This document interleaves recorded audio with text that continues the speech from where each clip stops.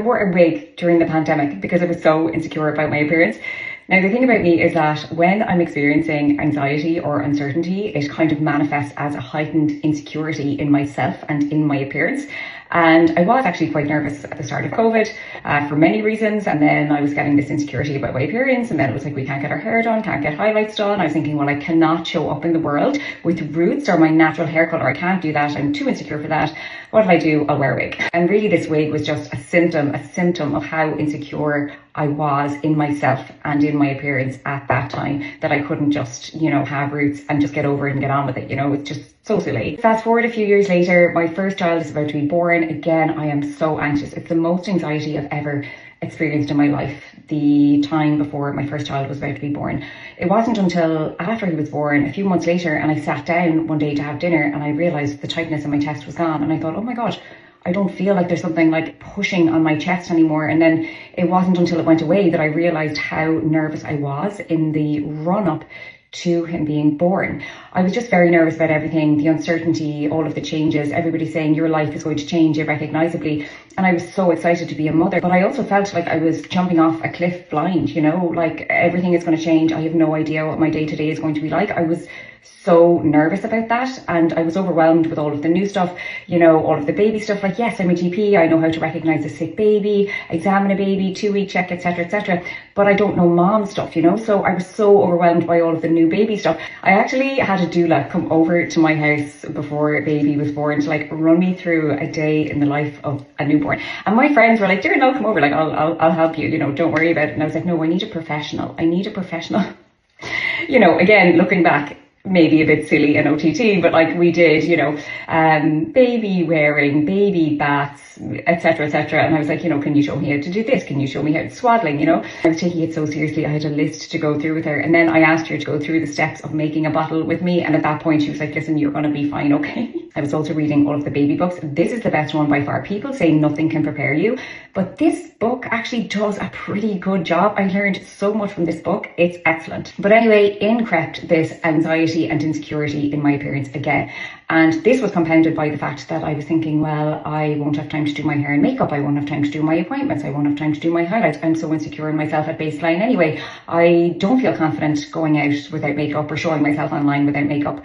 What am I going to do? And I was like, I need to figure out a way to feel more confident and comfortable in my own skin. I need to figure this out because I'm not going to have time for all of this stuff when baby arrives. My first thought was actually facial filler and lip filler. I was like, I'll get filler that'll contour my face, I'll have really luscious lips, and I'll look good and feel confident without makeup, and that's what I need to do. Even though I've always had a fear of fillers and always said I wasn't going to get them, I was like, you need to get over it, Darren, you need to get over it, and you need to do this. Then I told my husband that I booked it in, and he would support me in anything I wanted to do, and he was like, okay, if you want to do it, great, but you've always said you would never do that. So he was like, be careful. And then I was so unsure of the decision that I was like, oh my God, okay, you're right, I'll cancel it. So I cancelled it.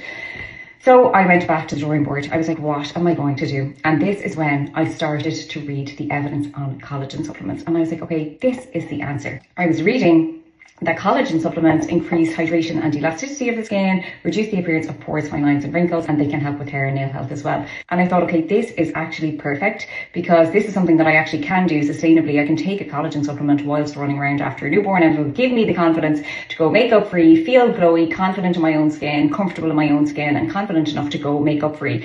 And something that I just really wasn't comfortable with at the time. And I started to look for a good collagen supplement, and I just could not find a good one. I could not find one that I wanted to take, and something that ticked all of the boxes that I needed ticked for the best collagen supplement. Anyway, then baby was born, and I realized, yes, life does change irrecognizably, but for the better. And for me, my experience has been I do get more anxious before my baby is born, and then once baby is home, the anxiety lifts, and that's been my experience.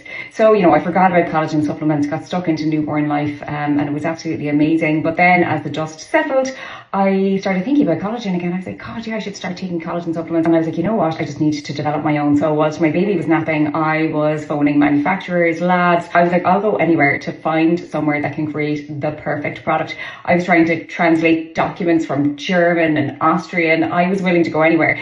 But it was incredible because I found a lab in Ireland that was able to make the dream product. And they were actually the best lab that I could find from anywhere in the world that I looked for. So it was pretty incredible. And they helped me to create my perfect collagen supplement. So that is how collagen was born. It wasn't out of ambition or spotting a gap in the market. I'm not a business person. I have no business training. I'm a GP. I'm a doctor. My interest is in skincare. And I created this for myself, and it came from a place of real deep insecurity and wanting to find something to try to help me shake out of that insecurity, because it was just becoming so prohibitive in my life, you know.